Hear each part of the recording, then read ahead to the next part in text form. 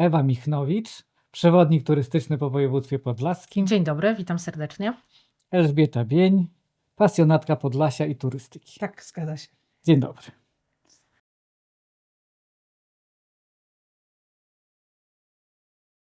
Gdyby miały Pani opisać Podlasie w 3 słowach, to jakie to byłyby to słowa? Na pewno dziewicze. To jest coś, co się bardzo często powtarza i co jest unikalne. Myślę, że faktycznie możemy być dumni z tego, że mamy tą przyrodę jeszcze w takim stanie, który zasługuje na to słowo dziewicze. To tak moje pierwsze skojarzenie. A poza tym to chyba takie spokojne. Ja mieszkam na Podlasiu, więc trudno mi to jest ocenić z perspektywy osoby, która tutaj przyjeżdża, ale jak sama wyjeżdżam z Białegostoku w inne miejsca Polski, to faktycznie wracając odczuwam ten spokój Podlasia. Ładne. Ładne. Pani A ja Ewa? myślę, że w 3 słowach to się nie da. To jest tak szerokie pojęcie, żeby opowiedzieć o tym naszym niesamowitym Podlasiu, że tych słów musi być odrobinę więcej. To, co powiedziała Ela, unikalna absolutnie przyroda. Mamy Puszczę Białowieską, czyli tą puszczę pierwotną, tak? Mamy żubra, zwierzę, które pamięta tygrysy szablozębne, czy mamuty, więc absolutny fenomen. Ale mamy też Suwalszczyznę, więc przepiękne jeziora, krajobrazy polodowcowe, więc absolutnie unikalne krajobrazy. Ale na Podlasie turyści przyjeżdżają też po prawosławie. Czyli przepiękne, kolorowe, drewniane, malownicze cerkiewki na wsiach podlaskich, ale też monastyr w Supraślu, czyli też fenomen praktycznie na skalę Polski. Podlaski Orient, czyli Tatarzy, XVIII-wieczne drewniane meczety. Pewnie o tym wszystkim sobie jeszcze porozmawiamy w dalszej części, ale dla mnie osobiście Podlasie to też ludzie. Czyli ta ciepła, serdeczna, życzliwa atmosfera, takie podejście do człowieka z sercem na dłoni. To jest chyba właśnie nasze Podlasie. A czy mają Panie takie miejsce swoje na Podlasiu, do którego zawsze wracacie? Takie prywatne. Ja bardzo lubię Białowieżę, ale to może właśnie ze względu na tą możliwość takiego wyciszenia się i obcowania z przyrodą. Ale też ostatnio bardzo polubiłam Drohiczyn. Tam się bardzo dużo dzieje. Tam się dzieją rzeczy, o których dużo osób nie wie.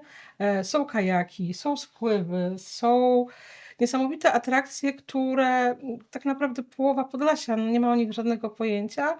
I gdy możemy wejść tam na górę i z perspektywy tej góry spojrzeć na Bóg, spojrzeć na to, co się dzieje poniżej, na te kolorowe kajaki, którymi przypływają turyści i Podlasianie, to jest coś niesamowitego.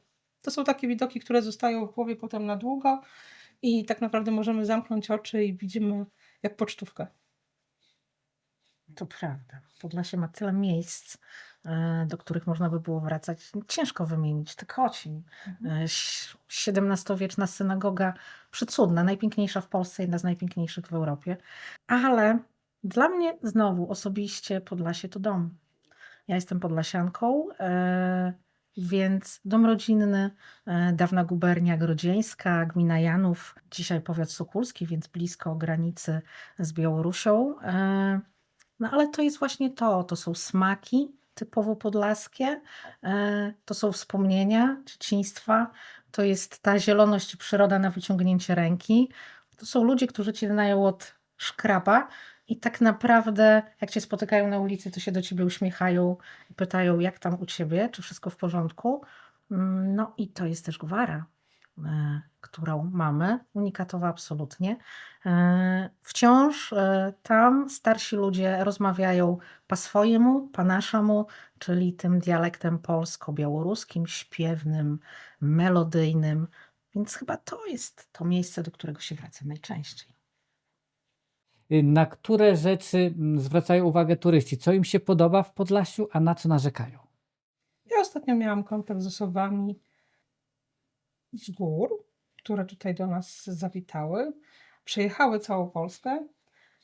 Przyjechały i były maksymalnie zaskoczone tym, co widzą. Bo generalnie w filmach w ostatnim czasie, w jakichś takich przekazach Podlasie jest przedstawiane bardzo magicznie, bardzo mistycznie, z tymi szeptuchami, tak, z tą tajemniczością, ale troszkę mrocznie. Troszkę tak jak takie miejsce, które jest 20 lat do tyłu, gdzie jeszcze ta infrastruktura nie jest tak rozwinięta. Trochę takich stereotypów też istnieje o tym Podlasiu, tak? I w momencie Niedźwiedzie, o niedźwiedzie. niedźwiedzie, ale to ostatnio przecież wszędzie było tak, bo było bardzo zimno i te niedźwiedzie chodzące po ulicach to taki typowy stereotyp. I kiedy przyjeżdżają tutaj na Podlasie, to są bardzo zaskoczeni, że faktycznie jesteśmy w stanie bardzo ładnie ze sobą połączyć to, co jest nowoczesnością, to, że się rozwijamy, to, że jest infrastruktura, że wszędzie jest bardzo łatwo dojechać, z tym, że jest ta przyroda i że ona jest w takim stanie pierwotnym, nienaruszonym i tak naprawdę będąc w Białymstoku, zarówno ja, jak i moi goście albo osoby zwiedzające w chwilę, moment mogą znaleźć się w najróżniejszych miejscach, najróżniejszych krajobrazach. To mogą być te jeziora, o których wspomniała Ewa. To mogą być wioski, w których mamy zachowaną tą architekturę. I to może być też puszcza i wyciszenie się w lesie, więc to jest coś, co ich urzeka, na co na pewno zwracają bardzo dużą uwagę. I chyba nie ma takich rzeczy, na które by bardzo mocno narzekali. O, to super. No dokładnie tak jest. Ja pracuję z turystami, tych wycieczek w sezonie jest całe mnóstwo, więc tu należy już ten kontakt z ludźmi z całej Polski liczyć w tysiącach. I powiem szczerze, że oni na nic nie narzekają. Natomiast to, co mówiła Ela, są bardzo mocno zaskoczeni, kiedy tutaj przyjeżdżają, bo prawda jest taka, że przez lata oni jeździli wszędzie, tak? Znają całą Polskę, znają zagranicę, byli wszędzie, wszystko widzieli, ale nie byli tutaj. To nie jest ich pierwszy wybór. Oni tu przyjeżdżają, bo już byli wszędzie, tak? I ciągle właśnie pokutował ten mit Polski B, czyli że jest brudno, byle jak, nic tu nie ma, krowy na łące i w ogóle po co tu jechać? I kiedy się tu zjawiają, to otwierają im się oczy, zaczynają się szeroko uśmiechać i są po prostu zachwyceni. I też z mojego doświadczenia wiem, że osoba, która przyjechała tu po raz pierwszy, wraca jeszcze wielokrotnie. Nie raz, ale wielokrotnie. Oni się po prostu zakochują w Podlasiu, bo nagle się okazuje, że właśnie jest tu bardzo zielono, bardzo swojsko, bardzo pięknie, niesamowita historia, no niesamowite smaki. Ja jestem w ogóle pasjonatką podlaskiej kuchni, więc też u mnie te smaki są bardzo ważne. Moi turyści jedzą to, co ja im polecam i w większości, zdecydowanej większości im to smakuje, więc naprawdę wyjeżdżają zachwyceni. A to, co powtarzają najczęściej, to jest ich pierwsze słowo, nawet jak pojawiają się tylko w samym Białymstoku, a ono się potwierdza, kiedy jeździmy sobie dalej po całym województwie, że jest tu bardzo czysto. Że i Białystok, i Podlasie, w ogóle oni wszyscy mówią, Boże, jak tu jest czysto, jak tu jest wszystko ukwiecone. Ale zadbane, Tak, takie wypielęgnowane, zarówno miasto, Tak, ale jeżeli się wyjedzie poza miasto, to te nasze Dokładnie. wsie, one też są takie bardzo mocno zadbane. One podwóreczka są ogarnięte, kwiatuszki rosną, ławeczki przed płotami, gdzie sobie jeszcze mieszkańcy siedzą, nadal są, więc no po prostu zachwyt. Plus kolejna rzecz, siatka dróg. Twierdzą, że mamy rewelacyjną siatkę dróg. No i tak jest. Faktycznie przez lata te Podlasie gdzieś tam było z tyłu, jednak budowało się te drogi w zachodniej Polsce, w centralnej, tutaj nie, ale odkąd są środki unijne, odkąd nauczyliśmy się korzystać z tych środków unijnych, pisać projekty, no to mamy galopadę, jeśli chodzi o zmianę naszego wizerunku i oni przyjeżdżają i mówią, wow, wszędzie jest asfalt, wszędzie jest łatwo dojechać, drogi są szerokie, a w Białymstoku to wy chyba zielonego pojęcia nie macie, co to są korki. No mówię, że mamy, niestety. To się już zmienia trochę na niekorzyść, ale ciągle to jest fajnie w inaczej porównaniu. odczuwamy te korki, tak? Więc to są chyba te największe zaskoczenia dla naszych turystów. Okej, to odpuśćmy jeszcze OS8, OS19, tak, bo mamy drogi, ale wróćmy do stereotypów. Co według Pani jest takim największym stereotypem, z którym trzeba walczyć? Jak go odczarować? No na pewno te niedźwiedzie na ulicach to jest coś, co tak się bardzo mocno do nas przyczepiło, ale oczywiście to jako atrakcja turystyczna. Co najwyżej możemy puścić białego misia na rynek, tak, i żeby sobie z nim zrobić zdjęcia. Natomiast fakt, trzeba się przyzwyczaić do tego, że jednak to jest północ kraju i że tutaj no, mamy dłuższy ten okres chłodny. Nie ma co tego za bardzo odczarowywać. Trzeba po prostu być przygotowanym. Tak jak Szwedzi mówią, że nie ma złej pogody, są tylko źle ubrani ludzie. Tak samo tutaj u nas na Podlasiu. Warto jest być przygotowanym na każdą pogodę i wtedy można zwiedzać samemu, czy też zwiedzać właśnie z Ewą miasto i okolice o każdej porze roku. Białystok i okolice są piękne zarówno latem, jak i zimą. My nie tracimy zupełnie na zmianie pogody. Każda aura jest tutaj walorem. Każda ma swoją niesamowitą szatę, która pokazuje zupełnie co innego. Myślę, że tak. Tak naprawdę to te odczarowywanie właśnie dotyczy tego, co mówiłyśmy na poprzednim punkcie, czyli że no tu na Podlasiu nic nie ma, nic się nie dzieje, jest biednie i zimno. Ale ja tego robić nie muszę. Wystarczy, że robi to Podlasie. Kiedy przyjeżdżają tu turyści, to samo otoczenie odczarowuje wszystkie ich błędne przekonania i wszystkie mity i naprawdę oni widzą, że jest pięknie, cudownie, wspaniale, zielono, szczerze i ciepło. Więc to po prostu dzieje się samo. My nie musimy nad tym pracować, żeby to odczarować, ale no musimy troszkę pracować nad tym, żeby przekonać turystów, że jest bezpiecznie. Co prawda też jak przyjeżdżają, to się o tym przekonują, ale kiedy tu jadą, czasami tak jest, że dzwonią do mnie właśnie biura podróży i A w tej mówią... kontekście granicy teraz, Tak, tego, tak, co się tak. dzieje. Właśnie mówią, że nie, bo tu się ludzie obawiają, bo może coś się dzieje. No bo przekaz telewizyjny jest taki, że jednak u nas jest niebezpiecznie. Telewizja nie pokazuje tego, że jest sielsko, anielsko i cudownie, tylko jak się zadzieje jakiś incydent, no a niestety w związku z bliskością granicy Białorusi, z Białorusią i sytuacją międzynarodową, no jakieś incydenty się zdarzają, tak? Mamy to wojsko tu u siebie, więc tym telewizja gra, to przez kilka tygodni żyje, bo to jest news i sensacja i ludziom się wydaje, że tu o Matko Boska, nie będziemy jechać. Nie pomyślałam E, o stereotypie, o tak. tym bezpieczeństwie. A potem nagle przyjeżdżają i jedziemy do Kruszynian, gdzie, jak to mówi Dżemil, on będzie przesuwał granicę cmentarza za granicę, korygował granicę z Białorusią, tak? Bo to jest za płotem. I nagle, wow, Ale może w Cisza, spokój, perspektywie tego, nie? co mówisz, to też taki stereotyp był, że my jesteśmy strasznie tacy narodowościowi i że nie jesteśmy otwarci, a ja myślę, że to jest odwrotnie, zupełnie odwrotnie. Dokładnie. Mamy cały tygiel kultur od zawsze, odkąd ktokolwiek, jakaś prababcia będzie pamiętać, bo to jest bardzo, bardzo zakorzenione tutaj w tym miejscu i są Polacy, są Białorusini, są Litwini, mamy tutaj osoby przecież związane z kulturą muzułmańską, tak? Tatarów. Jest kuchnia żydowska, pozostałość po kulturze żydowskiej, bo przecież trzeba to pamiętać, że część Białegostoku przed wojną w bardzo dużym procencie stanowiły osoby wyznania. Mojżeszowego.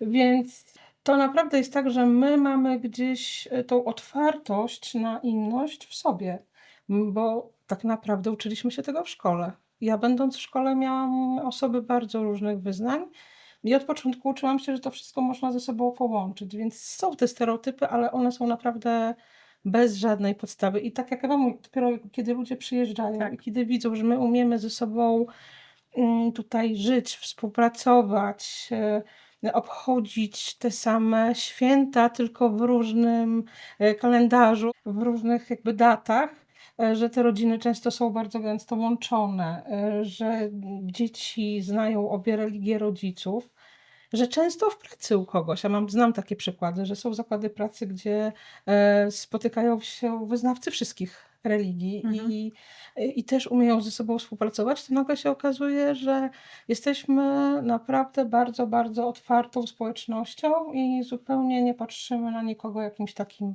jak to niektórzy mówią, złym okiem. Tak. Znaczy w ogóle w nas ciągle jest ta słowiańska gościnność. O tym też turyści wspominają. My ciągle z otwartym domem do gości, z otwartym sercem. U nas to hasło gość w dom, Bóg w dom ciągle nie jest tylko hasłem gdzieś tam na billboardzie, tylko faktycznie nadal jest kultywowane i oni o tym mówią, że zachodnia Polska, centralna Polska już utraciła to, co miała, czyli tą otwartość do innych ludzi. Tam już jest pogoń za pieniądzem, za karierą, a u nas ciągle jest ten podlaski slow life, czyli to 30 razy wolniej niż w zachodniej Polsce. Oni tu w to wchodzą i nagle widzą, że ludzie nie wszystko robią po to, żeby zarobić, że robią to po prostu, bo lubią ludzi, że są otwarci i szczerzy. No i to jest ta ogromna wartość dodana. Drodzy widzowie, to jest miło, bezpiecznie i przyjaźnie. Zapraszamy. Zdecydowanie tak. Jakie elementy ludowości można dzisiaj zobaczyć na Podlasiu? Ewa, co ty myślisz? O, jest tego troszkę. No, architektura, czyli kraina otwartych okiennic. Piękne drewniane domki z kolorowymi okiennicami, no i oczywiście z tymi wyrezkami, czyli pięknymi zdobieniami nad oknami, pod oknami, naroża domów, czy też szczyty domów. To wszystko jest pozostałość po nieszczęściu, po eksodusie, o którym ciągle mało się mówi, chociaż z roku na rok coraz więcej, czyli o bieżeństwie, o tej masowym wyjeździe ludności tutaj z terenów, przede wszystkim Podlasia, ale też nie tylko, w głąb Rosji, to jest rok 1915 i ta architektura to jest architektura rosyjska, przywieziona tutaj z powrotem, kiedy bieżeńcy wracali do nas już po I wojnie światowej i z powrotem się tutaj osiedlali, więc budowali domy tak jak ich dziadkowie i tak jak się wszystko zadziało za sprawą królowej Bony, pomiary włócznej, wsie ulicówki, czyli szczytami do ulicy, ale te zdobienia, tak, przyjechały już z Rosji. Więc mamy tą przepiękną, ludową, międzynarodową wręcz można powiedzieć, architekturę. No ale to nie tylko to. Właśnie rzemiosło. Czyli mamy ciągle garncarzy, kowali, łyżkarzy, tkaczki dwuosnowowe. No, tkanina dwuosnowowa jest mi bardzo bliska, no bo to jest Janów, tak? Czyli właśnie moje miejsce urodzenia. Ale tutaj dodam, że nie trzeba koniecznie jechać do Janowa, bo No i nie przecież trzeba. będąc w Białymstoku, jakby tą ludowość też widzimy w muralach i na przykład właśnie tkaninę dwuosnowową Tak, możemy mamy zobaczyć mural, dokładnie. na muralu, będąc w mieście, nie wyjeżdżając zupełnie spoza tego miasta i można przyjezdnym bardzo łatwo właśnie pokazać, To co prawda. mamy na myśli, mówiąc tkanina dwuosnowowa.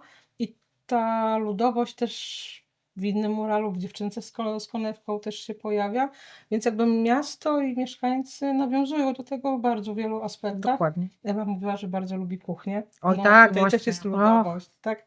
I to jak zaczniemy rozmawiać, to pewnie długo by No, nam no, weszło. kuchnia Wow. podlaska to jest cała symfonia, drodzy Państwo.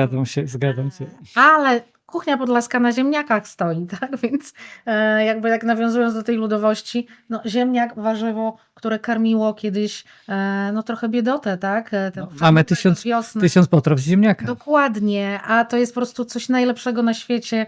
Nie wiem, zjedzenie kiszki ziemniaczanej, popicie zimnym mlekiem, zagryzienie marcinkiem, czyli naszym cudownym, jedynym podlaskim ciastem Marcinek Hajnowski, wpisany na listę produktów Ale buza tradycyjnych. latem. Mega, tak. Przyjazd buza. latem, kiedy jest ciepło, kiedy zwiedzamy centrum, rynek i zajście na buzę to jest coś niesamowitego. Ja mam takie doświadczenie, że kiedy mówię, co to jest buza, że to jest sfermentowany napój, to nagle wszyscy mówią, że absolutnie nie będą próbować, ale wystarczy pierwszy łyk, drugi łyk i okazuje się, że dzbanek takiej buzy to za mało i trzeba wypić jej więcej. Więc jeżeli chodzi o ludowość i kuchnię, to jest bardzo, bardzo szeroki temat. No ale szeptuchy. Przecież to też jest element ludowości. Te babki, które zamawiały choroby, wypędzały cuk, czyli przewianie, tak? Czy też jakieś klątwy rzucone. Dalej to u nas funkcjonuje, dalej te nasze podlaskie szeptuchy mamy. One modląc się, używając ziół, leczą i duszę, i ciała. I tak naprawdę przyjeżdżają tutaj ludzie z całej Polski, żeby u tych naszych szeptuch odzyskać pogodę ducha, czy też zdrowia. Taka forma terapii trochę No tak, psychologicznej. tak. Wiara czyni cuda. Szlaki i trasy turystyczne, które koniecznie każdy musi zobaczyć. Na pewno będąc w Białymstoku warto jest przejść się szlakiem starego budownictwa drewnianego i białostockiej szkoły muratorskiej. To na pewno. Mhm. To jest coś takiego na zasadzie must have. Będąc tutaj, warto jest to zobaczyć, bo no niestety to pomału wymiera i warto, póki jeszcze ta część tych budynków jest w stanie takim, które pozwala na zwiedzanie, zapoznać się z tym tematem. Dokładnie, ale też nie tylko. W ogóle szlaków w Białymstoku mamy w tej chwili chyba 16, a więc no mnóstwo. No na pewno szlak rodu Branickich to może nie tyle ludowość, co nasza historia, no ale jednak Pałac Branicki, Podlaski Wersal, no to jest to, po co też turyści przyjeżdżają. No ale też szlak tego dziedzictwa żydowskiego, bo przecież Białystok w niektórych momentach to było miasto prawie w 80% zamieszkane przez starozakonnych. Szlak murali, tak. Szlak, no jest tego całe mnóstwo. Ja to w ogóle też polecam szlak Bociani, podlaski szlak Bociani, bo to jest fajna sprawa, którą można przejechać rowerem, a on się ciągnie tak naprawdę i przez Puszczę Białowieską, przez Narwiański Park Narodowy i przez Bibrzański Park Narodowy. Pętowo, czyli jedyna certyfikowana wieś Bociania europejska, którą mamy w Polsce, więc coś wspaniałego. No ale jeśli ludowość, to szlak też rękodzieła ludowego. To jest Czarna coś, Białostocka. tak, Czarna Białostocka, Czarna Wieś Kościelna, Kowal, Garncarz, Zamczysko, Łyżkarz, Janów, tkanina dwuosnowowa. Ale jeszcze drewnale na przykład Ewa. Też, oczywiście. Drewnale, deskale, mamy tego trochę na Podlasiu, no a koło mojego ukochanego Janowa wieś Sitawka, gdzie ich jest w tym momencie 15 czy 16, więc to już się zrobiła tematyczna wieś.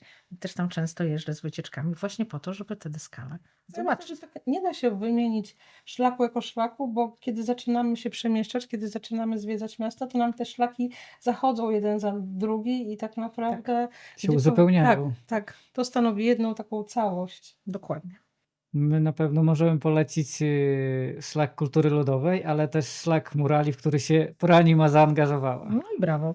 Jak opowiadać turystom o ludowości, tak żeby to nie było muzealne, a ciekawe.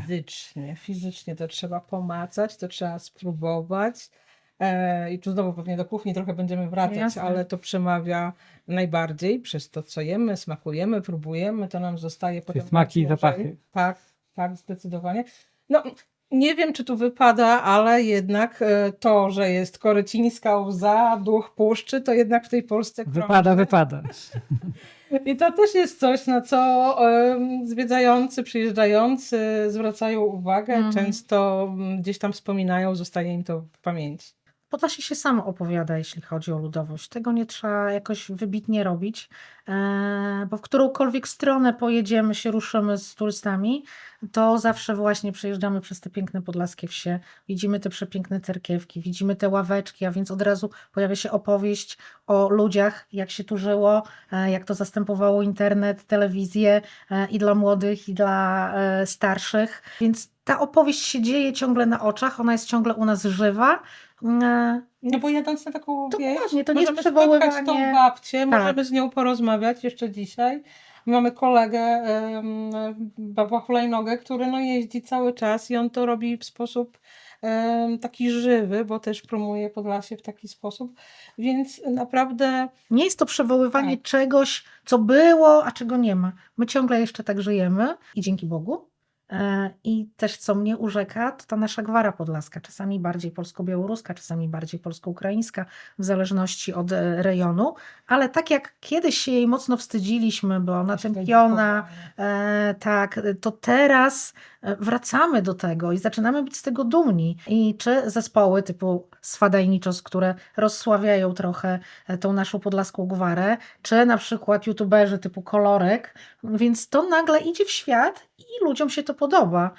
I powoli zaczyna to wracać, więc to wszystko nas otacza, tylko trzeba po prostu po to sięgnąć. A czy nam brakuje czegoś w promocji? Co moglibyśmy poprawić? Oj tak. Oj tak. Jest dużo fajnych rzeczy, które się zadziały i ja myślę, że to zadzianie się też trochę obudziło nasze władze. Są dwie rzeczy, które je obudziły. Raz, że pandemia, kiedy się zamknęła cała Polska i turystyka padła, no a dwa, granica, kiedy zamknęliśmy się my. I ta turystyka dostała drugi raz po głowie i trzeba było później zacząć nad tym bardziej pracować. Więc faktycznie pojawiały się przepiękne spoty reklamowe, odwołujące się do naszej przyrody, wykorzystujące i zwierzęta, i ciekawostki. I to się dzieje. Bon turystyczny, który no co prawda przewodnikom jako przewodnikom jakoś nie zwiększa dochodów, bo to są turyści indywidualni, a nasi klienci to jest przede wszystkim grupy zorganizowane. Niewielu mamy klientów indywidualnych, ale noclegi, tak, muzea czy restauracje, one faktycznie dzięki takiej promocji zyskują. Turystyczna ósemka, no, czyli ten autobus, który tutaj jeździ w pobliżu No, Białego bił Stoku, rekordy. bił rekordy. No to jest jeszcze trochę do poprawienia. Tam jest parę rzeczy, które nie do końca zagrały, ale sam pomysł jest rewelacyjny, więc myślę, że on po prostu z roku na rok będzie lepszy. Natomiast czego brakuje? Pomysłu na zimę. U nas ten ruch turystyczny tak naprawdę to jest połowa kwietnia, wtedy się zaczyna i kończy się z końcem października. A okres zimowy jest praktycznie martwy, jakieś pojedyncze rzeczy. Więc myślę, że tutaj należałoby pomyśleć, jak wykorzystać nasz potencjał, pomimo tego, że nie mamy gór. I według mnie najbardziej niewykorzystanym tematem jest podwójne świętowanie i Sylwester Juliański, czyli Małanka. Tutaj naprawdę mogłyby przyjeżdżać dedykowane na Sylwestra grupy po to, żeby i zwiedzić, i posmakować, bo to jest zima, więc trzeba byłoby mniej zwiedzania, bo krótki Więcej dzień, smakowania. więcej smakowania. No i właśnie Sylwester, ale nie DJ tak jak w całej Polsce, tylko ten nasz, typu zespół Prymaki czy Czeremszyna. Świetne, rewelacyjne zespoły, które grają no właśnie trochę inspirowaną muzykę ludowością, śpiewają w gwarze. I to powinno grać i przyciągać turystów, a tego nie ma. Nie ma promocji w ogóle w tym kierunku, więc myślę, że to jest bardzo potrzebne. Ja się za bardzo nie wypowiem, bo tutaj Ewa ma największe doświadczenie w tym temacie jako mieszkanka Białegostoku. No to trudno mi jest się odnieść do tego, ale na pewno jeszcze bym dodała, tak trochę z przekąsem, że ta infrastruktura sanitarna Tak, pewnie by też. się przydała. Tak. Też. Ja mam troszeczkę żal do miasta i do województwa, że moim zdaniem za mało jednak Pałac Branickich promujemy. Tam poszły duże inwestycje ostatnio, ale to były takie lata zaniedbań z Pałacem Branickim, więc myślę, że można więcej tego pałacu. Bardzo dzieje się. Pomysł był ten na mapowanie i to przyciągnęło Super to bardzo było. dużo osób i myślę, że trzeba Ale też było latem, więcej. też latem. Ale no, mapowanie też mogłoby być Mogło być. zimą. To akurat by nie stanowiło jakiegoś problemu. No, przy minus 18 czy minus 19 pewnie dużo osób by tam na podwórku nie stało. Ale jest takich trochę działań, które były, które odniosły bardzo duży skutek i warto by było je kontynuować. Z czego powinniśmy być najbardziej dumni na Podlasiu? Z gościnności, Tak. z tego, że jesteśmy otwarci, sympatyczni, mili, Przyjaźni. przyjaźni do wszystkich, tak. To zdecydowanie, to jest absolutnie pierwszoplanowa rzecz. No i z tego, że dbamy o to nasze Podlasie coraz bardziej, czyli że potrafimy to, co już Ela wcześniej wspominała, połączyć nowoczesne z tradycją, tak? To wszystko ładnie gra, ładnie współgra, potrafimy o tym opowiadać, no i potrafimy żyć wspólnie razem pomimo różnych rzeczy, które się zadziały w historii, różnych rzeczy, które i teraz się dzieją i tych trudności typu granica, gdzie naprawdę mamy trudniej niż inne regiony Polski, a jednak to wszystko pięknie chodzi coraz bardziej. Co najbardziej panie lubią na Podlasiu? Jedzenie. Absolutnie. Jedzenie. A ja ludzi. Właśnie to często podkreślam, ale to jest prawda. Lubię ludzi. Lubię to, że ludzie tutaj zwracają uwagę na drugiego człowieka, że nie są tacy zamknięci bardzo na siebie, w swoim własnym świecie, że są w stanie wyjść z taką pomocną dłonią. Jak widzimy kogoś na mieście, kto nie wie dokładnie, gdzie się ma odnaleźć, w którą stronę pójść, to zawsze może liczyć na to, że ktoś go zapyta, jak może pomóc. I nieważne, czy to będzie ktoś, kto będzie rozmawiał w języku polskim, angielskim, rosyjskim, białoruskim, to też jest zawsze się też w stanie dogadać. My naprawdę jesteśmy tutaj ludźmi, którzy przykładają uwagę do tego, żeby móc się skomunikować z najróżniejszymi osobami i trzeba podkreślić, że to jest niesamowite, że tak dużo białostoczan umie się posługiwać w wielu językach i ta komunikacja jest naprawdę bardzo taka sprawna. Także jesteśmy naprawdę tacy otwarci pod każdym względem. No i ten sąsiad jest ciągle sąsiadem takim, jak kiedyś był, czyli dobrym. Zawsze się mówi, że rodzina jest daleko, a sąsiad jest za płotem. Jak się ma dobrego sąsiada, a ciągle na Podlasiu właśnie tacy ludzie są. to jest skarb, po prostu skarb i trzeba do tego No podchodzić. to też chyba jest Ewa ta ludowość, Tak. bo Białystok, no, trzeba wziąć taki rozwój miasta pod uwagę, to jest to, że ktoś przyjeżdżał z okolic Korycina, to mieszkał na jednym osiedlu, ktoś przyjeżdżał ze strony tej Polski południowej, okolic Białegostoku i tam się tworzyły takie małe społeczności. Łatwiej było wtedy też z tym sąsiadem żyć, mieliśmy bliższe wtedy znajomości, To prawda. bo one jakby nie ulegały takiemu zapomnieniu. Teraz to się zmienia, tak? Teraz jesteśmy bardziej tacy wymieszani, ale nadal myślę, że w całym Białymstoku, w mieszkańcach pozostaje taka duża otwartość na siebie, na tego sąsiada, na dobro wspólne. A co sądzicie o slow life? Bo ja zawsze powtarzam tym znajomym, którzy przyjeżdżają, że my jesteśmy tak spokojni, że ten slow life to jest najlepsza rzecz, która tu nas spotkała. My mamy takiego kolegę, nie, Krzysia? Mamy takiego kolegę, który przyjechał na Podlasie z Warszawy i jak tu przyjechał, to mówił, że nie mógł się tutaj odnaleźć. Boże, wszyscy jeżdżą tak wolno. Nikt się nigdzie nie śpieszy. Jak można tak wolno przemieszczać się samochodem przez miasto? A potem pomieszkał tutaj chwilę, wyjechał do Warszawy i mówi: o matko, wszyscy gdzieś pędzą, jakiś taki gwar, ruch, ten pęd.